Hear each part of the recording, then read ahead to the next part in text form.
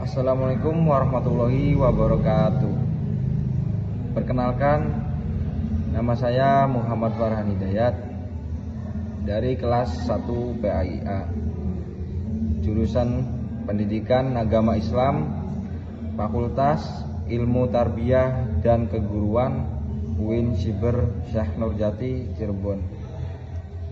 NIM saya yaitu adalah 24810101114.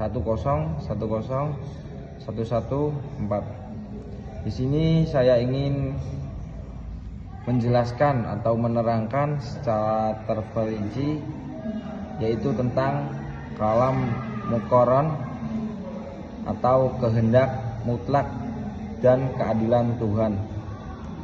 Langsung saja, tidak usah panjang lebar untuk menjelaskan penjelasan ini. Lihat video selanjutnya. Apa sih kehendak mutlak itu?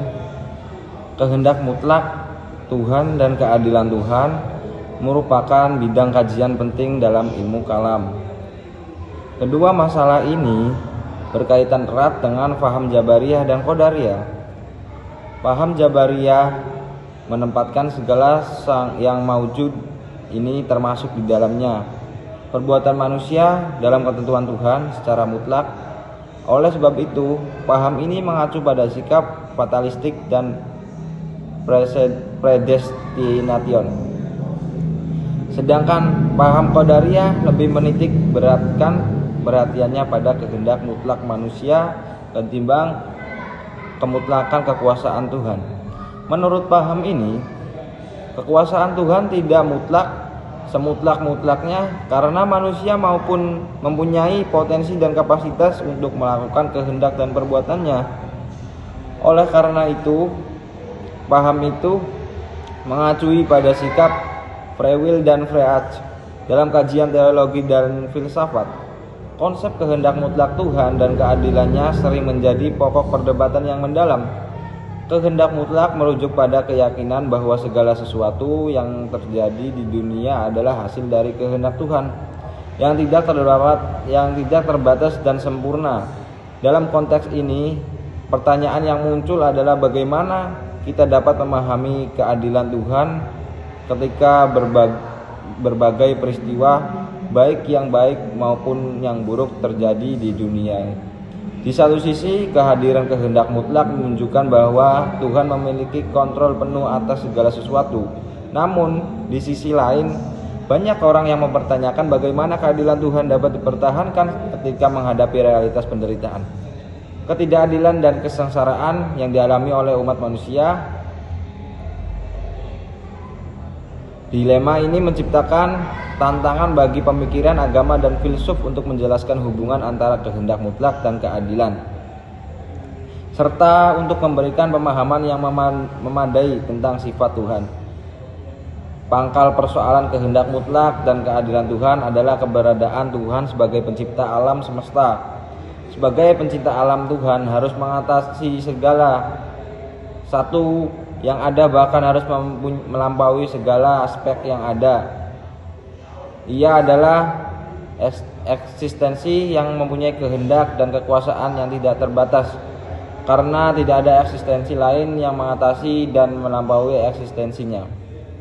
Yang pertama, kehendak mutlak Tuhan menurut aliran Mu'tazilah. Aliran Mu'tazilah muncul di Basrah, Irak pada abad 2 Hijriah.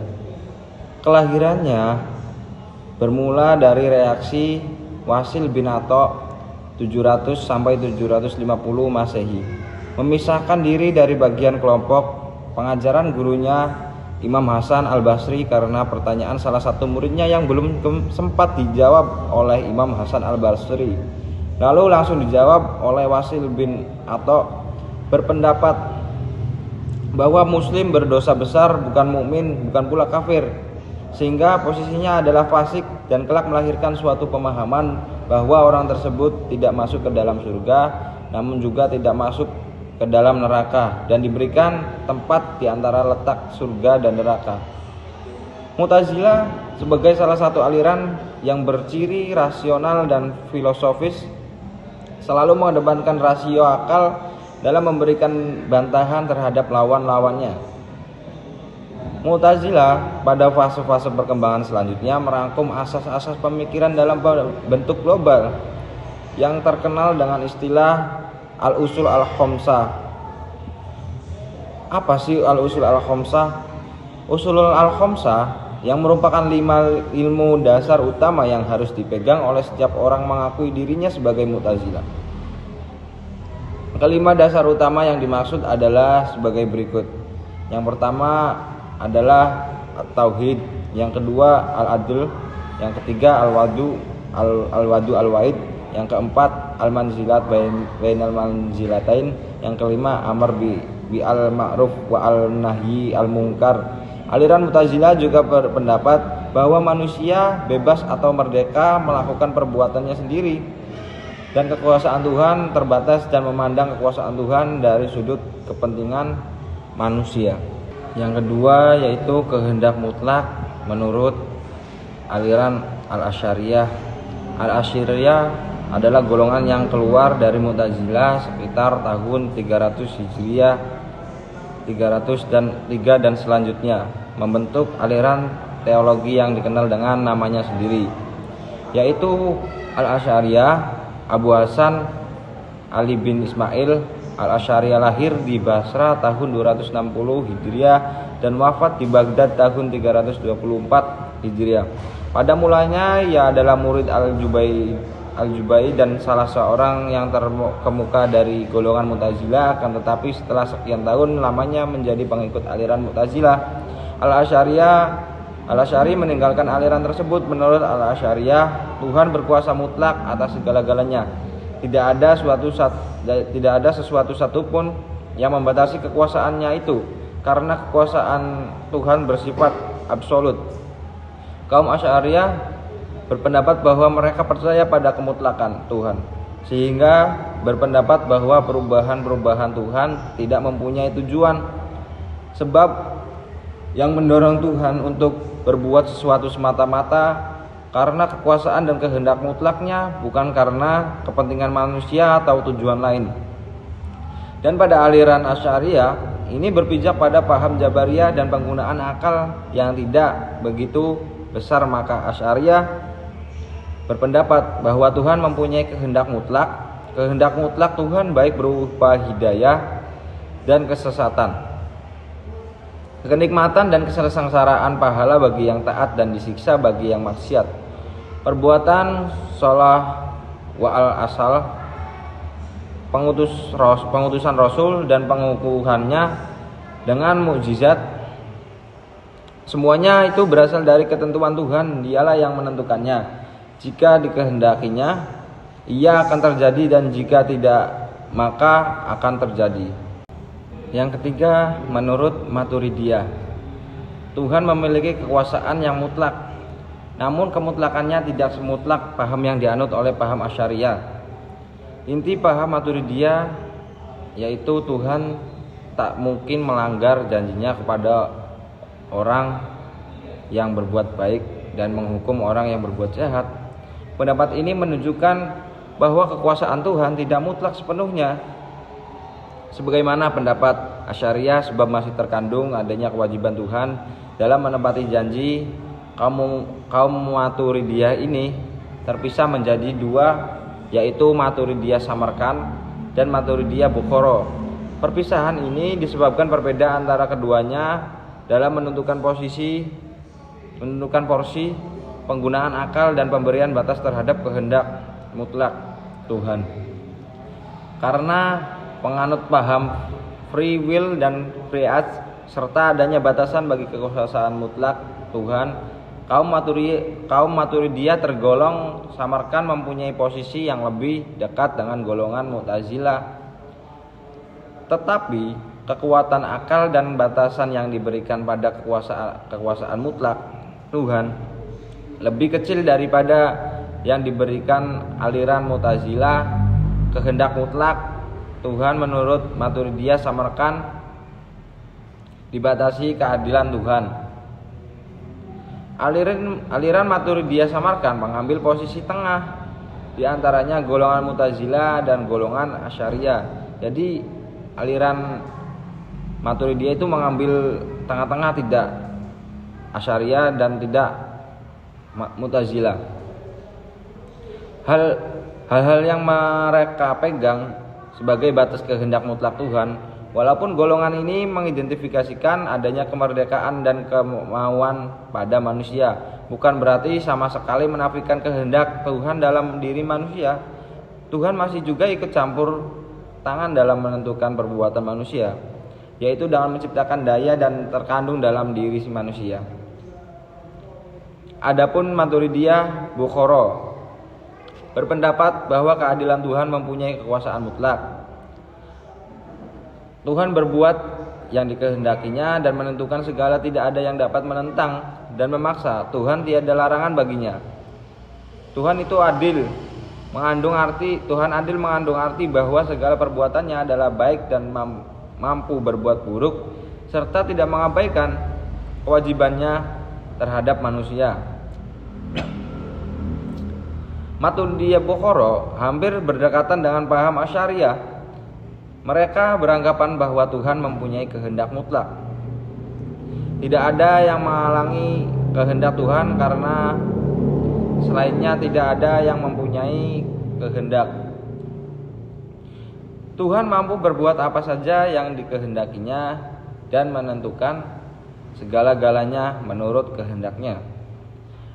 Tidak ada yang dapat menentang atau memaksa Tuhan. Tidak ada larangan bagi Tuhan. Keadilan Tuhan menurut Mu'tazilah. Mu'tazilah, salah satu dari ajaran pokok dasar ajaran Mu'tazilah adalah al-adl. Di dalam ajaran kedua ini, mereka ingin mensucikan perbuatan Tuhan dari persamaan dengan perbuatan makhluknya. Hanya Tuhan yang berbuat adil seadil-adilnya. Tuhan tidak mungkin berbuat alim. Kebebasan manusia yang diberikan Tuhan kepadanya akan bermakna apabila Tuhan membatasi kekuasaan dan kehendak mutlaknya. Demikian pula keadilan Tuhan membuat Tuhan terkait pada norma-norma keadilan yang apabila dilanggar membuat Tuhan bersifat tidak adil atau zalim. Dengan demikian, dalam pemahaman Mu'tazilah, Tuhan tidak memperlakukan kehendak dan kekuasaannya secara mutlak, tetapi sudah terbatas. Selanjutnya, aliran Mu'tazilah mengatakan, sebagaimana yang dijelaskan oleh Abdul Al-Jabbar, bahwa keadilan Tuhan mengandung arti Tuhan tidak berbuat dan tidak memilih yang buruk, dan tidak melainkan kewajibannya kepada manusia, dan segala perbuatannya adalah baik. Keadilan Tuhan menurut konsep Mu'tazilah merupakan titik tolak dalam pemikiran tentang kehendak mutlak Tuhan. Keadilan Tuhan terletak pada seharusnya adanya tujuan dalam perbuatannya, yaitu kewajiban berbuat baik dan terbaik lagi makhluk dan memberi kebebasan kepada manusia. Adapun kehendak mutlaknya dibatasi oleh keadilan Tuhan. Konsep keadilan Tuhan menurut Mu'tazilah adalah bermuara pada kepentingan manusia. Yang kedua adalah keadilan Tuhan menurut Asy'ariyah. Aliran Asy'ariyah, keadilan Tuhan adalah suatu konsep yang sangat mendalam dan kompleks, bahkan melampaui pemahaman akal manusia. Mereka percaya bahwa Tuhan memiliki kehendak yang mutlak. Artinya Tuhan menentukan segala sesuatu tanpa terikat oleh aturan atau batasan manapun. Keadilan Tuhan pun demikian, tidak terikat oleh standar-standar keadilan yang kita pahami. Sebagai manusia, Asy'ariyah berpandangan bahwa apa yang kita anggap adil atau tidak adil bisa jadi berbeda dengan pandangan Tuhan. Tuhan berhak atas segala sesuatu, yang termasuk atas keputusan yang mungkin kita anggap tidak adil. Keadilan Tuhan tidak harus selalu nampak adil di mata manusia, karena pengetahuan dan perspektif kita terbatas.